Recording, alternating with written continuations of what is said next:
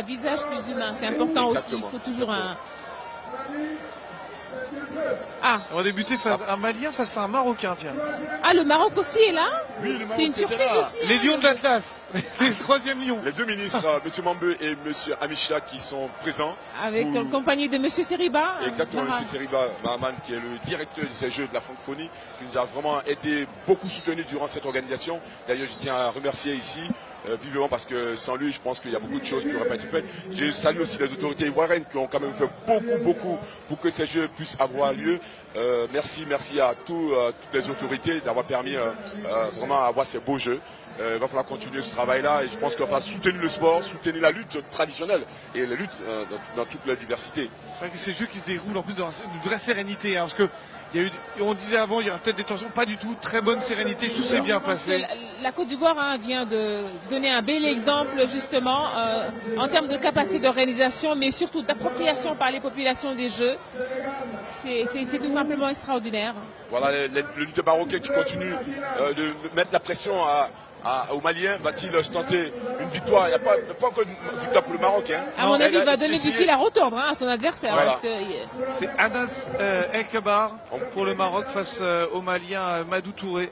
Le Maroc ici, vous savez que la Côte d'Ivoire et le Maroc sont vraiment en très bonne coopération. Le président de la République, Alassane Ouattara, et le roi sont vraiment en très bon terme. D'ailleurs, le président a vraiment insisté, et je pense que les Marocains ici, leur participation était un signe très fort de cette ouverture de cette francophonie.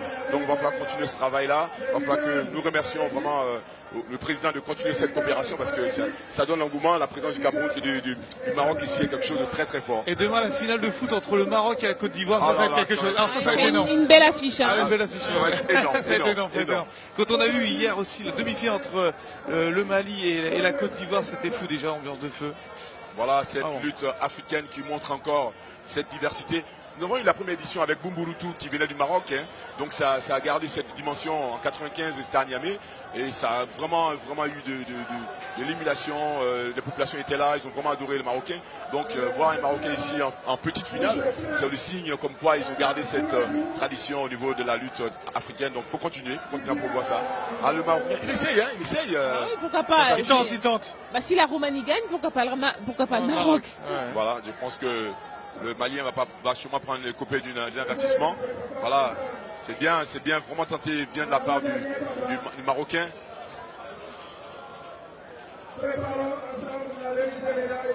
Alors, je ne sais pas si vous partagez mon avis, mais on sent un petit peu moins de hargne que lors des précédents combats, pour ce combat précisément. Un peu plus calme. Un peu plus calme, un peu plus D'ailleurs, l'arbitre vient donner un avertissement au Malien. Oui. Voilà, parce que le Marocain, il a vraiment envie d'y aller. Il tente.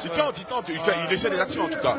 Voilà, il va essayer en tout cas d'aller chercher les bras. Là, l'autre il tient les doigts. C'est parti. Allez, le Marocain plie la jambe. À mon avis, ça va être une belle prise. Hein. Allez, faut pousser. Faut continuer à tirer là. Il faut qu'il tire. Qu'il essaie de décaler. Il a les ressources pour. Ça y est, le Maroc. Qu'est-ce qui s'est passé? Le Marocain qui part. Attention, on va voir. Suspense. Je pense que si. Victoire du Marocain. Victoire du Marocain. Voilà, le Maroc. Mais oui, c'est imparable. Ça, c'est extraordinaire. Victoire du Marocain. Anas. La danse du Marocain. Bravo, victoire du Marocain qui vient vraiment de sauver l'honneur au niveau du Maroc. Ah ben oui, magnifique. Ah ben il donne du spectacle aussi. Ça y est, c'est magnifique. Ah ben voilà, c'est ça la lutte aussi, c'est le spectacle, c'est ça la lutte africaine. La cité générale qui applaudit. Magnifique. Je crois qu'elle se régale. Ah bah oui, ça c'est magnifique. Certainement, c'est des moments de sa vie dont elle va se souvenir. Je pense qu'elle va se souvenir de ça. Je tiens, on m'a dit merci encore, M. Seriba, parce qu'on a mis un écran géant aujourd'hui pour que vraiment tout le monde puisse vraiment accéder à ce spectacle-là. Et c'est vraiment magnifique. Et le tout d'honneur du Marocain qui part avec son maillot. Voilà, il avait oublié son drapeau. Il est tout heureux. Voilà, le maillot qui lui sert de drapeau. Voilà, c'est ça, exactement. Donc comme quoi, il y a vraiment des moments extraordinaires que nous vivons ici. Autant le combat n'a pas été hargneux, fougueux, autant lui, quand même, il dégage une certaine pêche.